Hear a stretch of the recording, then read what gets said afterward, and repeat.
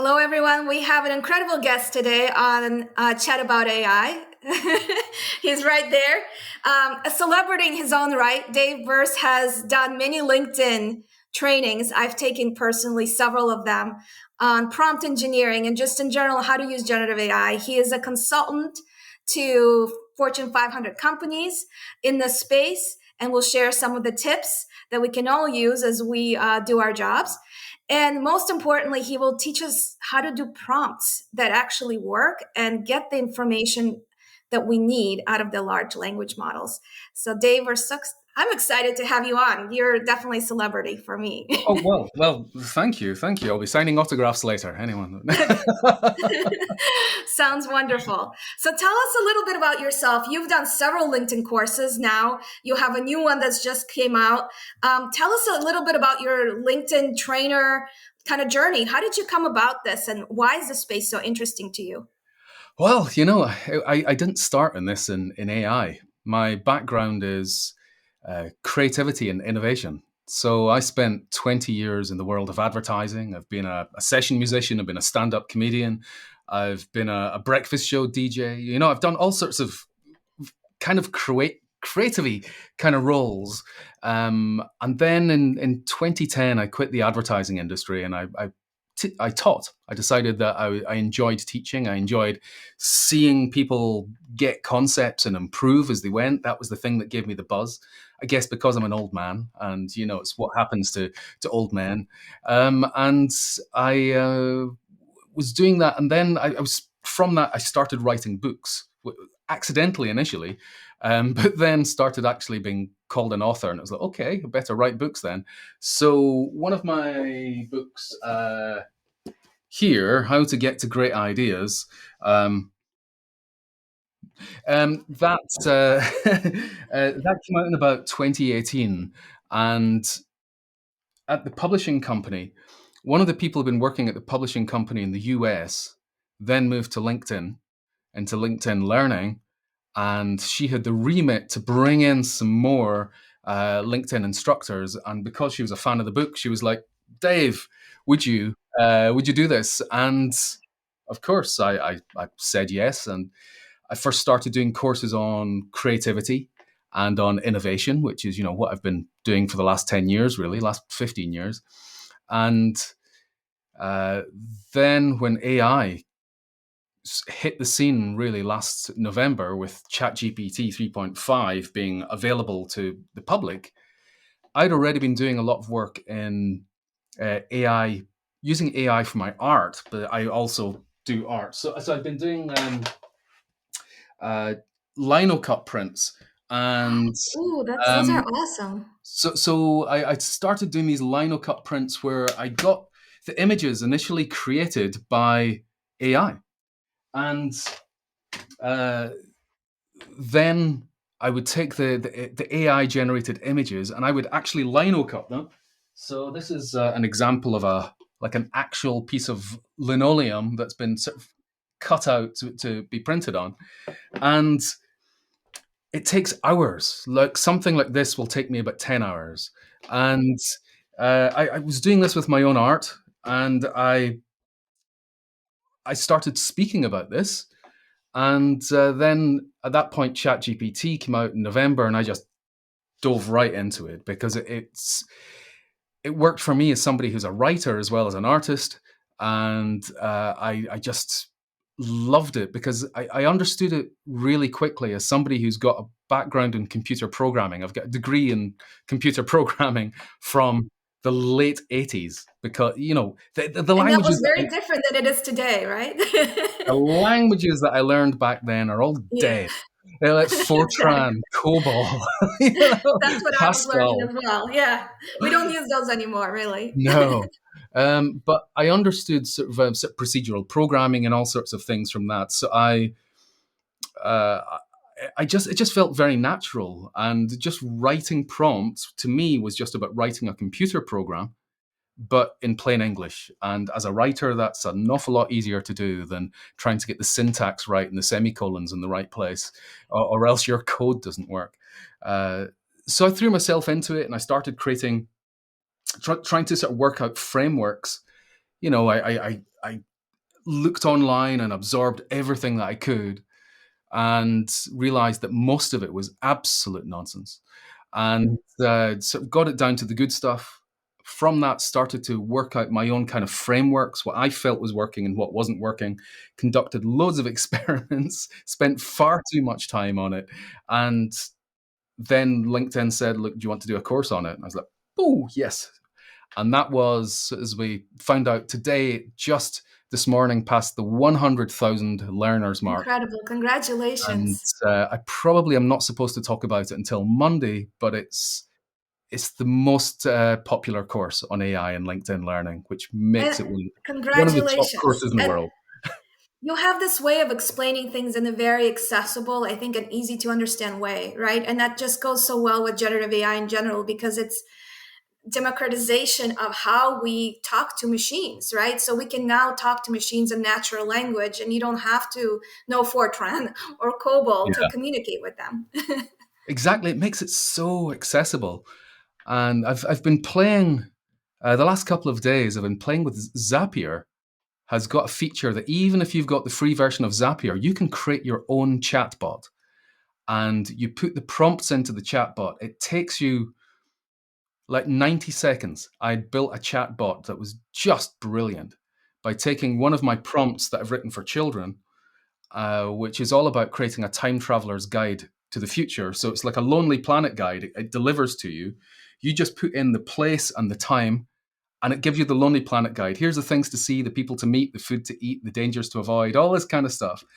And yeah, it took me 90 seconds, and I've now got a web page with this incredible prompt in it, built in seconds in Zapier. And I love that now we can start using it to very, very easily create like single-use chatbots. And that's the kind of stuff I love. Yeah, and they can you can remove them and update them as you need, so you don't need Yeah. to try to gather requirements like we used to, right, in the waterfall model. Like for 3 months, you gather requirements, then you do the design, then you program something. By the time you get it out, it's already like not what the customer wanted. Yeah. So now we have this opportunity to really create something in, like you said, in minutes. Mhm. And if it doesn't work, you create another thing in minutes that works better. So Exactly. It's this whole experimentation. Yeah, this whole sort of spiral of, sort of creating, testing, refining, sort of iterating, that whole design thinking way of doing things now is down to minutes. And I think that's phenomenal because I've worked in organizations where, like, there was a bank about 12 years ago. I was brought in to run innovation workshops for a UK bank, and this UK bank is owned by one of the big global banks. And I spent a couple of weeks with them coming up with lots of different ideas. We came up with some amazing stuff that would really have put them at the forefront of banking. And then at the end, I did the workshop where I said, right, we're going to take all the stuff we've got, and I've mapped out on the wall here that we're going to say, right, here's the stuff that we need to do in the next 6 months. Here's the stuff we need to do in the next year. Here's the stuff we need to do in the next 3 years. And behind me, I'm just hearing this sound from the people in the room, and I turned around and said, "It's like, what's going on? What's this sound about?" They said, "Look, everything we do has to go through the big bank that we're owned by, and we have never had anything created in less than 5 years." And I just like sagged. It's like, really? Yep. Never had anything through in less than 5 years. And I said, well, okay, well, all of this stuff, we may as well just put in the bin. It's useless. Absolutely useless. So I just could not believe this.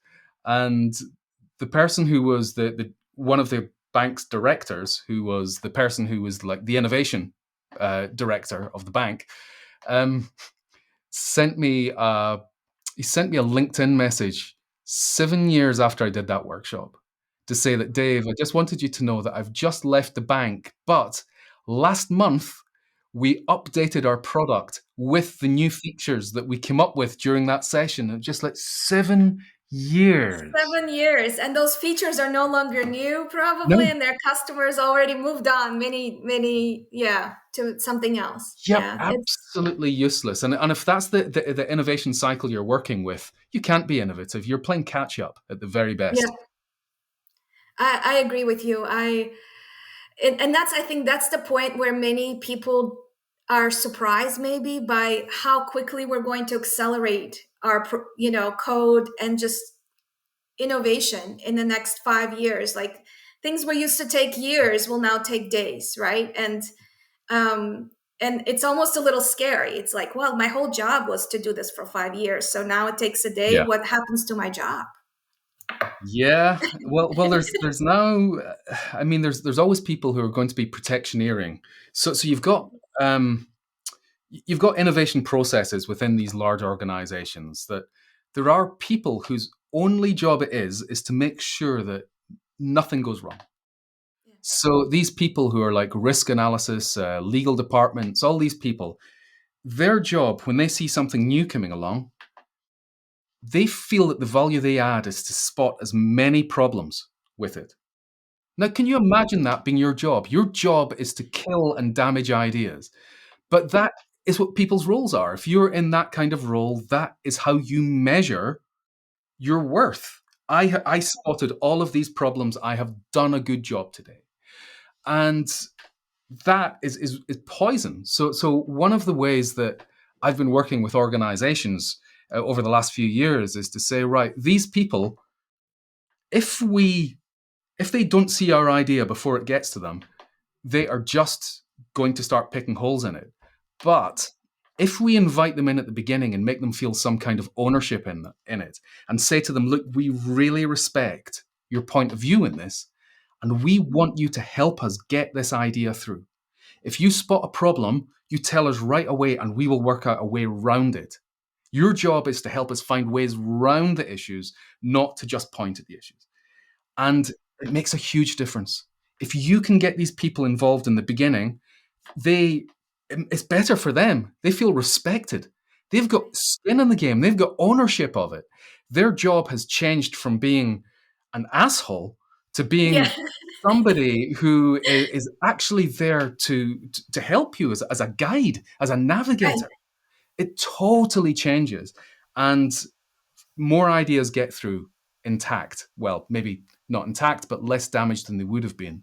And it's a really interesting system doing it that kind of way. So we've already completely veered off AI. We're talking about. No, I think it's relevant, right? Because a lot of the resistance right now in organizations against like using AI, which, there is certain amount of governance we know that needs to be put in place due to sensitivity of data and laws and things like that. But it's almost being used as an excuse not to Yes. do it.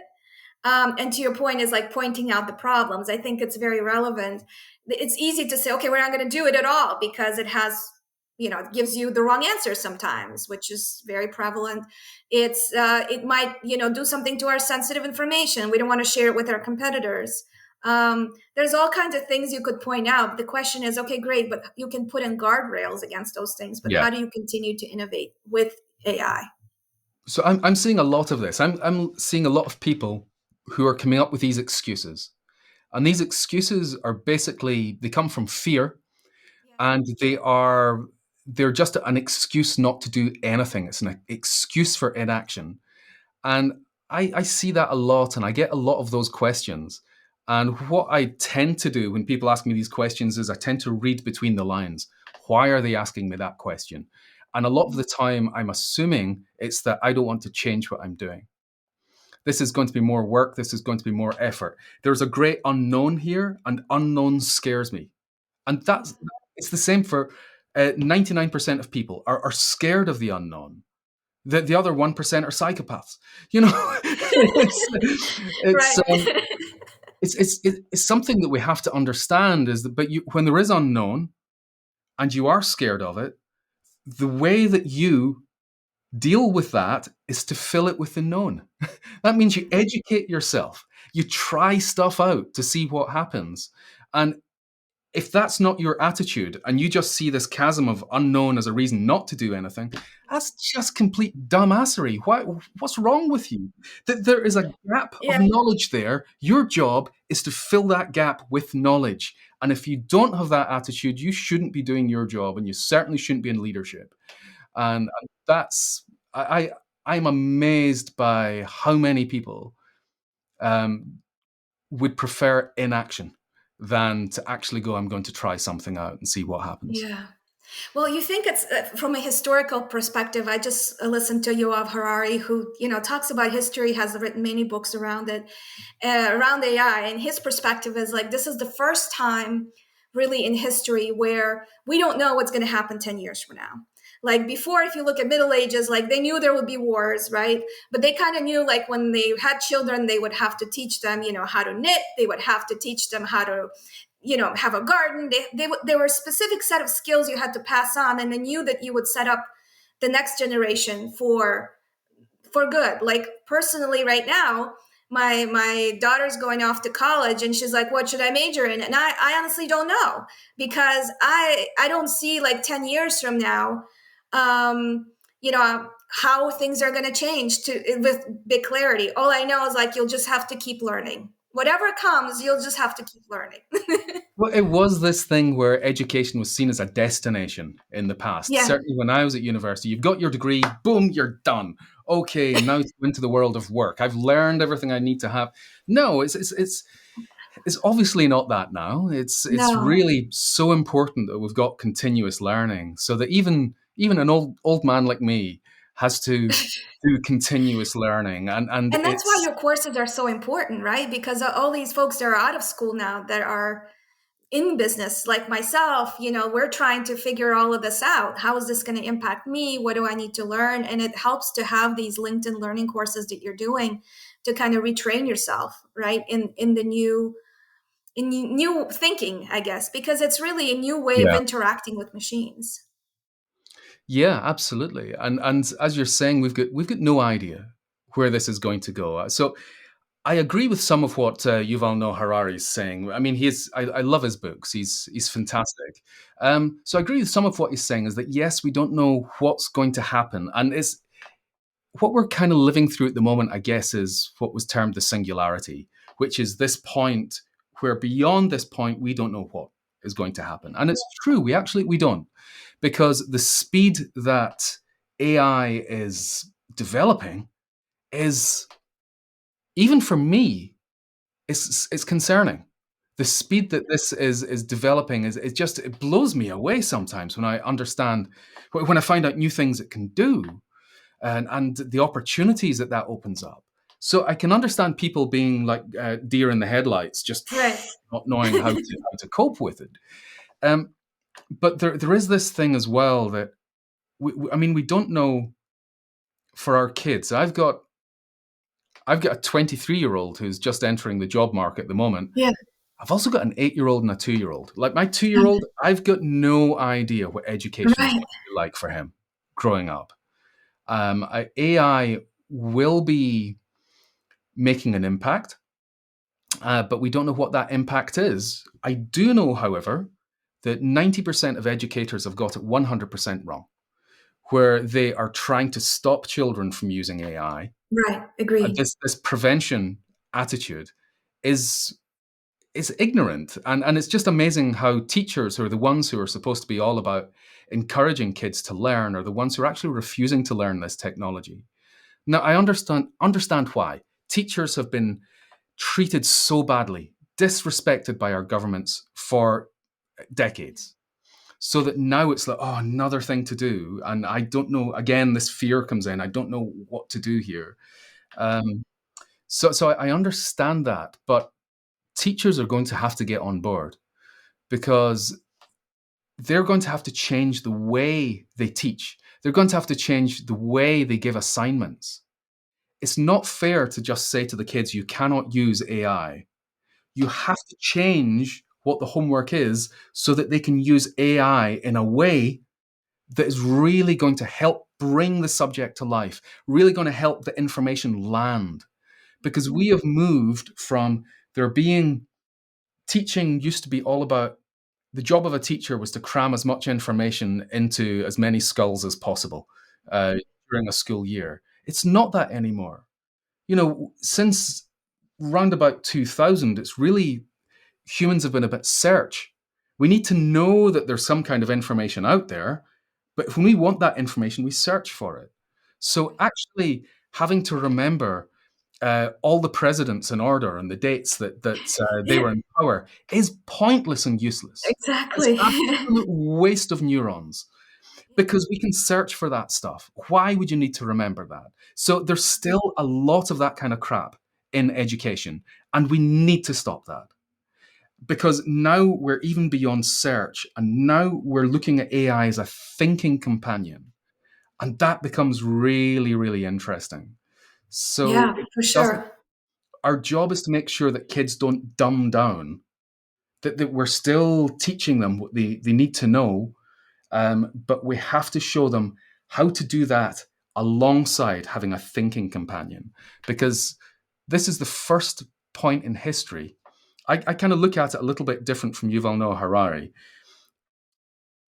Because my background is innovation, I've been talking for years about humans have two ways of adding value.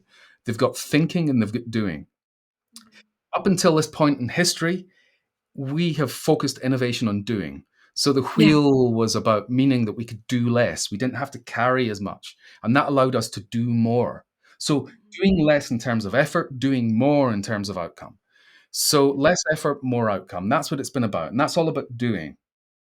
This is the first time in history, in the last year, that we have had an industrial scale solution for thinking, not just doing, thinking. And that's why this is so important. And to me, this is such an important crossroads in human history that we need to be thinking about this, about what the potential benefits are and what the potential harm is of this technology. We need to be doing future thinking to extrapolate out to go, right, what's the implications for the workplace? What's the implications for employment? What's the implications for society? What's the implications ethically? What's even the implications spiritually if you're into that? And we have to think of all of those different things. What potentially are the different implications of this? What's the bad implications and what's the good implications?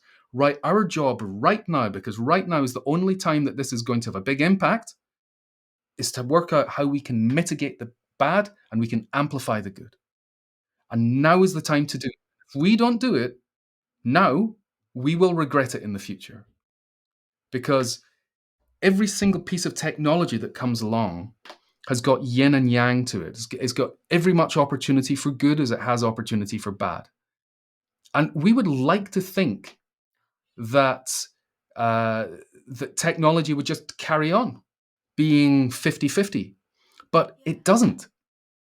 So what we need to understand is that this technology, it could go either way. And it probably Yeah. won't go in the way of it being a good thing. So, for example, um, if we look at the dark web, the idea was that the dark web would be something that had this fantastic impact on society. So the dark web, we've got a technology that doesn't have any legal precedence really yet, and that means that it's it has risks for companies. But you know what? It only has risks for companies if companies are a-holes. That's what it comes down to. So if you are a company that is going to be ethical and responsible and moral in the way that you do business, you're going to be safe. But there will be companies who will find themselves the subject of legal precedents. That in the future, people will go back and go, oof, we don't want to do what they did, not after that court case. Right. So at the moment, because of that, companies have to be guided by ethics and morals because they cannot be guided by legal frameworks. So one of the things that I've been doing is I've not launched it yet at time of recording, this Sensible AI manifesto, which is, I've got 7 points on here that are points that I think are really, really important for businesses to think about when they are going to be integrating AI into what they do. And I'll very, very quickly go through them. The first and the last ones are the ones that I think are most important. So the first one is this idea of using AI to augment skills. You see, there's a lot of companies, the vast majority of the companies that I've spoken to are seeing AI as a way of cost cutting, of looking at productivity and being more efficient. Now, if you imagine that you've got your monetary line across the, the company, this is what we earn, and this is our profits, whatever. And they want to get more profits. So how do they get more profits? Well, we're going to cut costs. And that's what they're focusing on, and they're seeing AI as a way of cutting costs. And yes, it can, but if that's the only way you're going to use AI, you are on a race to the bottom and you are going to miss out on the big opportunities. The big opportunities are not when you're trying to replace humans and the tasks that they do with AI. Where you are going to win most is when you are going to use AI to augment your humans to help them achieve more than they've ever been able to achieve. And that opens up far more opportunity for profit. So what would you rather have? Would you rather cut costs, or would you rather open up opportunities that can earn you a lot more money? To me, it's not even a question. And this is the problem, is that the vast majority of companies have got it wrong. And they're looking at productivity and they're looking at efficiency rather than effectiveness. And that's not what it's about. We have to be looking at augmenting our humans to help them achieve more. At that point, you've got a real advantage in the marketplace. So it's a really, really important attitude that we need to have from the very, very beginning in business. Then we've got things like using data responsibly. Yes, absolutely. Being ethical because we don't have the legal guidelines. Supporting our employees, because if an employee uses AI in the wrong way, but you haven't told them how they should use AI and how they shouldn't use AI, it's your fault as the company. It's the company's fault, not the employee's fault. So you need to support the employees by giving them very, very clear framework and the training they need to adapt what they're doing to this new world. I think it's important that you've got AI leaders assigned, because somebody needs to have a butt that can be kicked if things go wrong. And if somebody's butt is not on the line, then they are not going to put in the effort to actually sort this out. So somebody needs to be assigned this responsibility, because it's not just getting your butt kicked, it's also the potential glory of doing something that will make a huge impact in the company. This is changing all the time. Got to keep learning. So this course that I brought out in March, that was 6 months ago. It's already, to be honest, going out of date. So at the moment, I am working on the follow-up to it, the sequel, which is looking at advanced prompt engineering. And there's a lot that I've How's done. advanced prompt engineering different? What's new with that? Well, there have been some academic studies done, and we've discovered some stuff. I'm running my own experiments as well. So these experiments are helping me discover some stuff. So I'm doing an experiment at the moment, actually looking at levels of politeness and rudeness to see how that affects output. Yeah. One of my students told me that she had discovered that it had affected output, but I'm testing it and I'm finding that it doesn't seem to in any meaningful way. But there are other things we're finding that increase the accuracy of responses we get and all sorts of stuff. So there's a lot that I've discovered that I want to then put into this course. So I'm keeping learning. And my job, to be honest, as an educator for this is I have to go out there ahead of where everyone else is to learn the stuff, run experiments to find that knowledge, to bring it back, to teach people about it. So I kind of run out ahead. Now, it makes it different to teaching just about anything else. Anything else, I can go to textbooks, I can go online, I can find stuff. But this is so new. I don't have that information. There's stuff that I can try out. I can try out little pieces that people are talking about online, but I have to run my own experiments, find out my own knowledge, create my own frameworks, because what I'm looking for doesn't exist. Because I need to do that so I can bring it back and teach people. So that's kind of like, for me, why I need to keep learning. And then this thing here is always add a human layer.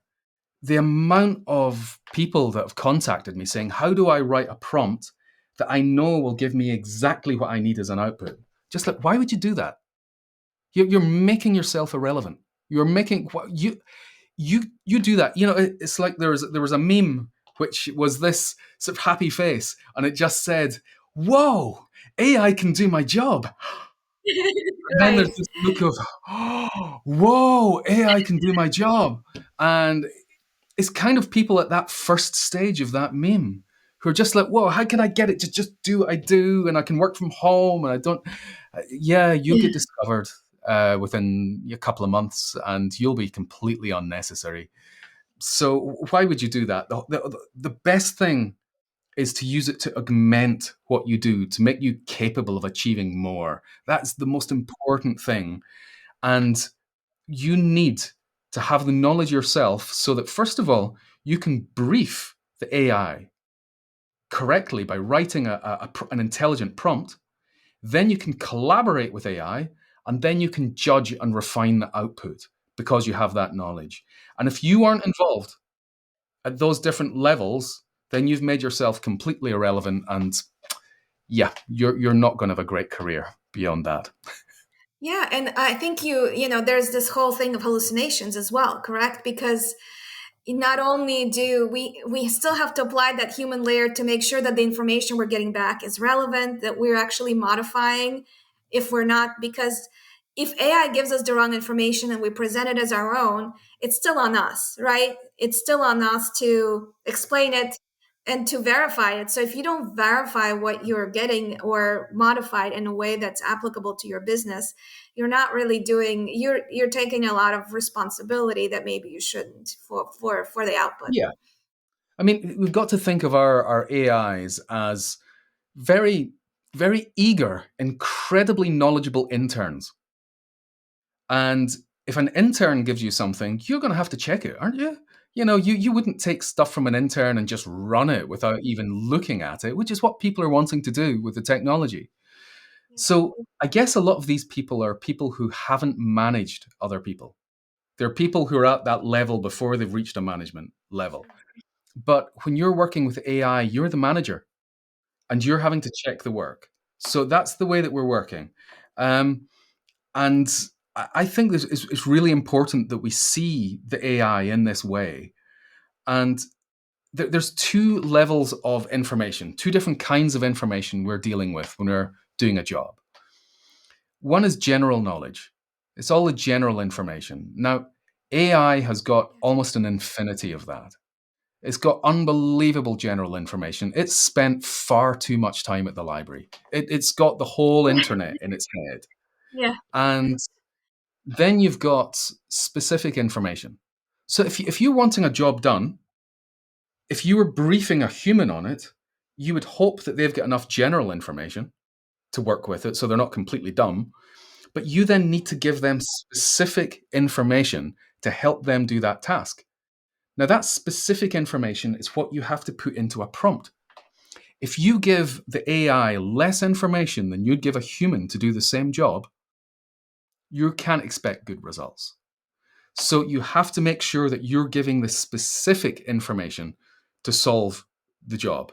And I've found from doing that the responses I get back from AI when I do a prompt that has got all the information that the AI needs, I get incredible responses back. So our job is to give the specific information because AI has the general information, and the general information will not solve our problem for us. It's the specific information that creates something that's powerful and relevant. And then that comes to hallucinations. If you don't give enough specific information to the AI will fill in the gaps with its general knowledge and it will make assumptions. And those assumptions can lead to things that are wrong. It might bring in wrong information to fill that knowledge gap because you've not briefed it properly. So there's things that we can do in our prompts where we can say, if you don't have enough information to give me an informed response, ask me questions. to get all the information you need. That changes things big time. You can say things like, do not make anything up. Only work with the information I've given you. Again, that makes sure that it's based on facts and a knowledge. Because when it doesn't have the knowledge, it will fill in that information gap with stuff from its own general knowledge, and sometimes it will just make stuff up to fill that in. So it's our job to check the validity, the veracity of what it gives us, but also we can do things to limit hallucinations by giving it more information to work with. So share some of the prompts, maybe if you don't mind, just what does that practically look like? What kind of information could we share that would make the outcome much more accurate or better? Yeah, well, here let's have a look. Let me see if I can bring up my list of prompts in my browser, and then I can pick one. So let's go for let's make one up about planning a project, for example. So I will paste this in to Chat GPT here. Let's see if I bring up my browser. And you might be able to see as I scroll through this, the prompt is actually quite chunky. And what we start with is saying that this is the role. And this is only the bare bones of the prompt. We haven't actually put the information in yet. We've not put the specific information in yet. So it's telling it, this is the role I want you to play. You're a highly experienced project manager who has a reputation for running successful projects. I want you, right, to create a project plan.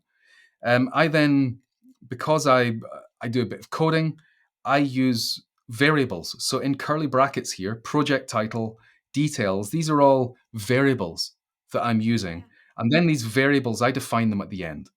As you can see down here, these are all waiting to be defined. So let's come up with a project. What project will we do here? How about write a book? Okay, there we go. Project title, writing a best-selling book. The details are, what will we write our book about? Let's write it about generative AI and how to write incredible prompts. Okay, I want to write a book about effective prompt writing for generative AI. And then we might sort of say here that how much information we have. I have a bit of an idea about the content, but I'll need to do lots of research. I also want to interview experts to find out their points of view, and I want to test everything out.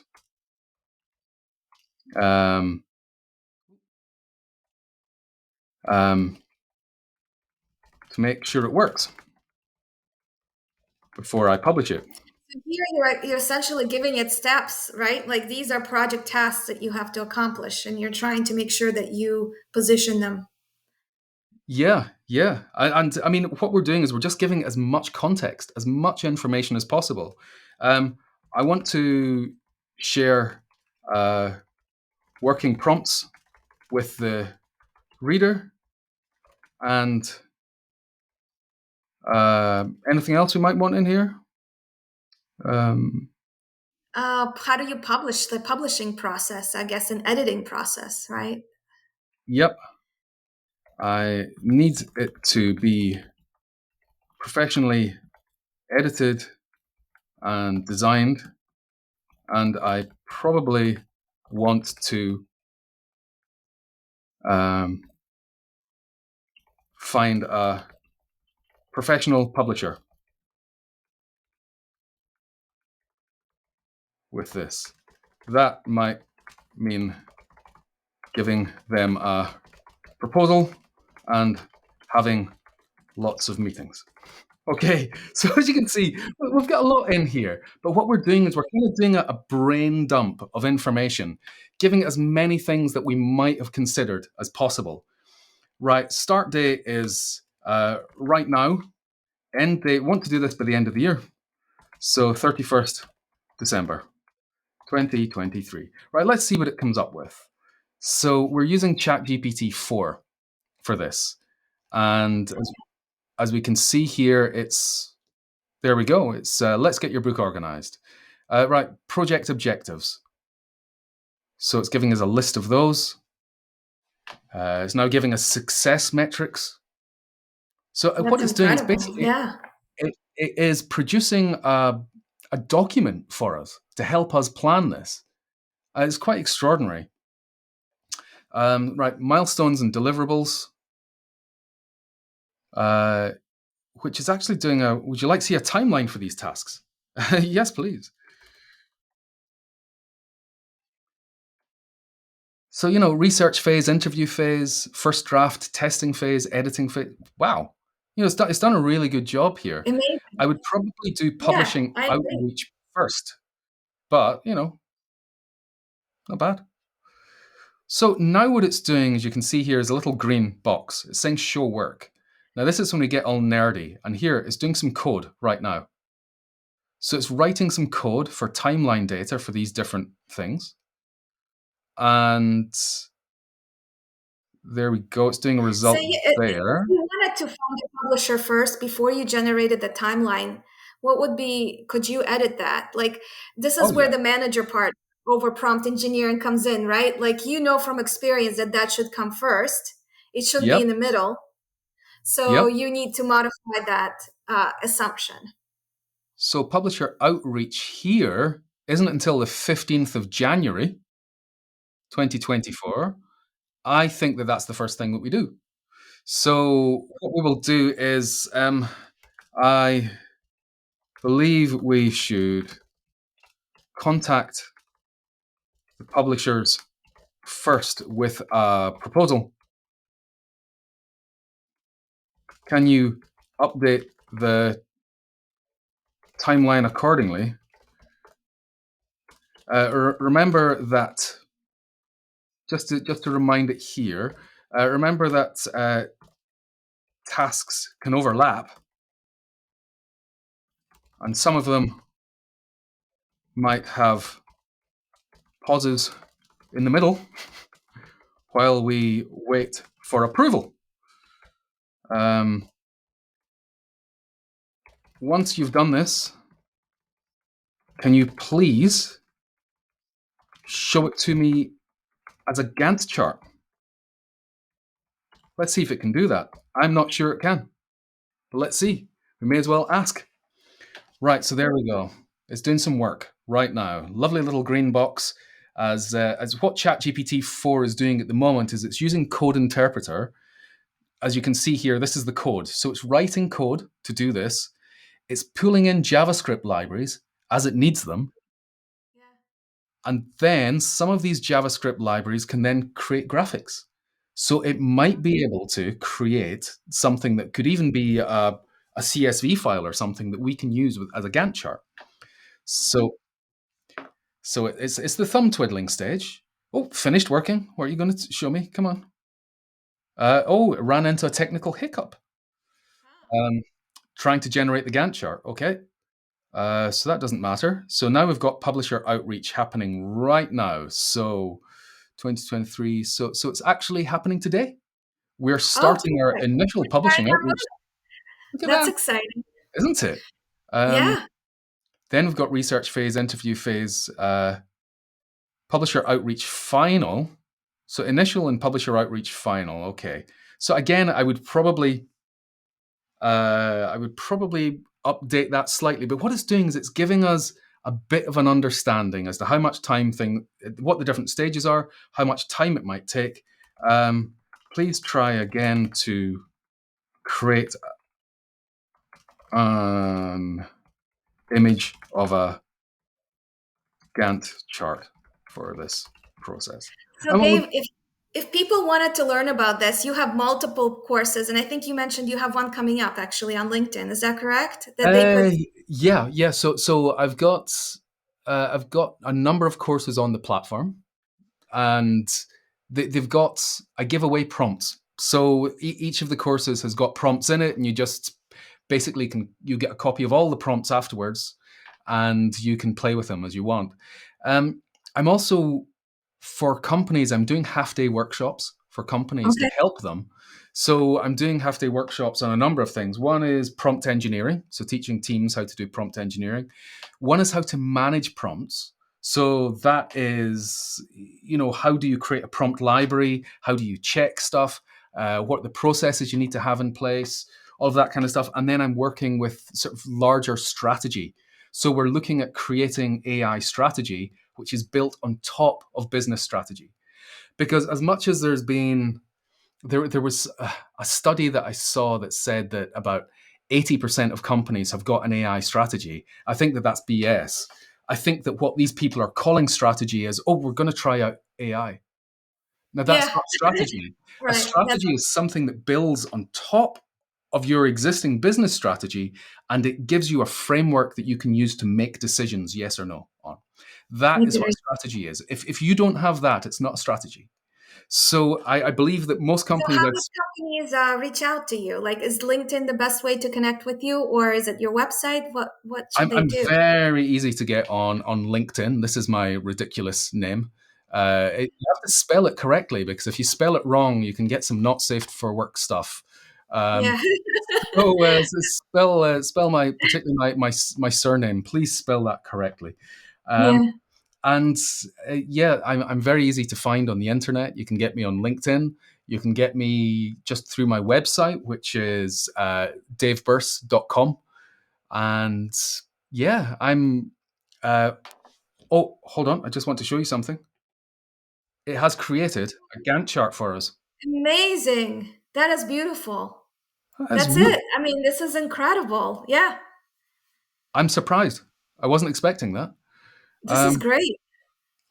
so I mean, it failed, as you can see. It That makes failed three project times. management so much easier. I'm gonna play around with those prompts, and I'll to see what I can create for my projects as well. But Dave, it's been an amazing opportunity to speak with you. I hope everyone who listens to this checks out your training because I took it and it was very valuable, and your book on creativity and the prompts that you provide. Thank you so much for coming today. I appreciate your time. Thank you very much, and thank anyone who's actually made it this far through all this rambling Scottish drawl. It's been a pleasure. Thank you so much. Thank you.